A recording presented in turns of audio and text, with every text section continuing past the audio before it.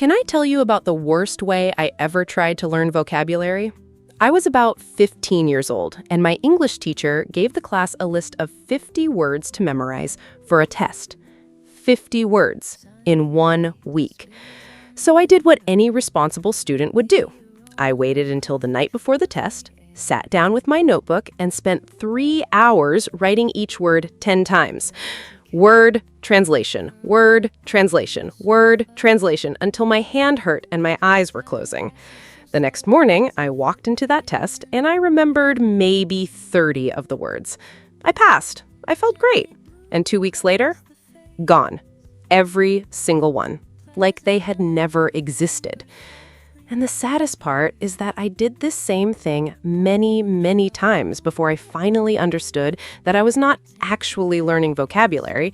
I was just borrowing it for a test and giving it back immediately after. Today, I want to talk about what actually works instead. Hi, I'm Luna, and welcome to English with Luna. This is your space. Slow down, take a breath, and just listen. No pressure, no tests, no judgment. Just a calm and honest conversation about English.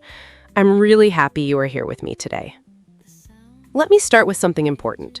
There's a big difference between knowing a word and owning a word. Knowing a word means you have seen it. You understand what it means. Maybe you can recognize it when you read it. Owning a word means something completely different. It means the word lives in your brain naturally. It means when you need it, it comes to you without thinking.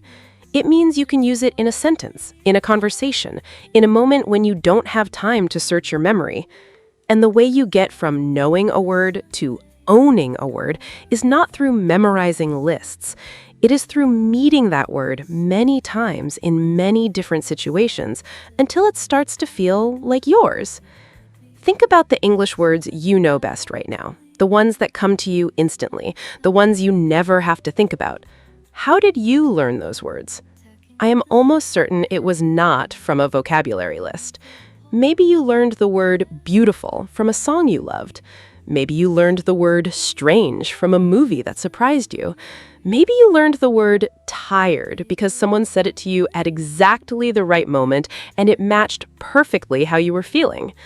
Those words stuck because they came with a memory, an emotion, a real moment in your life. And that is the secret that most vocabulary methods completely miss. Words don't stick because you studied them. Words stick because you experienced them. So here's the first thing I want you to try.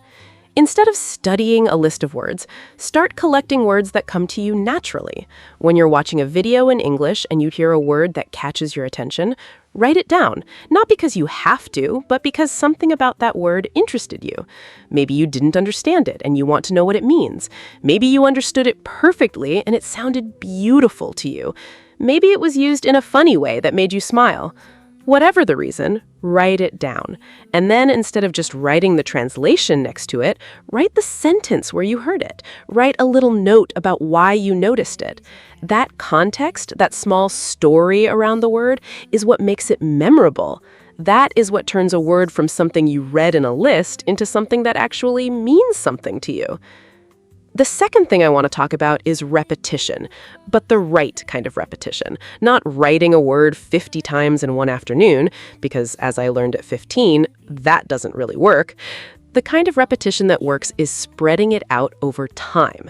You learn a word today, you come back to it tomorrow, then again in 3 days, then again in a week, then again in 2 weeks.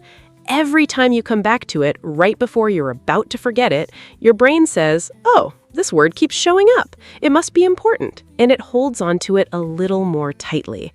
This is why using a simple app like Anki, or even just a small notebook where you review old words regularly, can make such a big difference.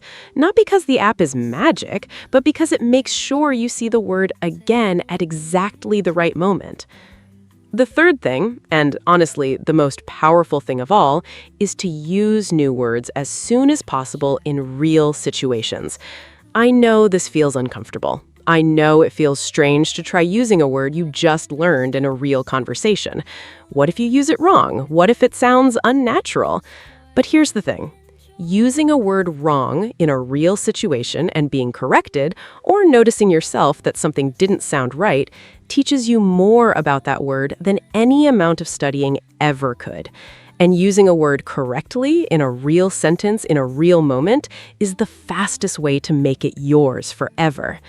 So the next time you learn a new word, challenge yourself to use it somewhere that same day. In a comment, in a sentence you write, in something you say out loud to yourself. Find a way to make it real. I also want to say something about how many words you actually need, because I think many learners spend a lot of energy worrying about not knowing enough words. They feel like fluency requires a huge vocabulary, thousands and thousands of words, and that they're always too far behind. But research shows that just 1,000 of the most common English words cover about 85% of everyday conversations. 1,000 words. That's not as many as it sounds. Most learners already know more than that without realizing it. So instead of chasing an endless list of new words, focus on really owning the words you already almost know, the ones you recognize but can't quite use yet. Making those words truly yours is far more valuable than adding 500 new words you'll forget in 2 weeks. Before you go, here's something small you can try today. Think of one English word you've heard recently that you liked, or that you're curious about, or that you want to understand better. Just one word. Find it in a sentence, understand it in context, and then use it somewhere today. Write it in the comments with a sentence of your own. I would genuinely love to see what word you chose and how you used it. Because vocabulary is not a list to finish, it's a collection that grows with you one word at a time, one real moment at a time. Thank you so much for being here with me today. Take care of yourself, be patient with yourself, and I will see you in the next episode of English with Luna.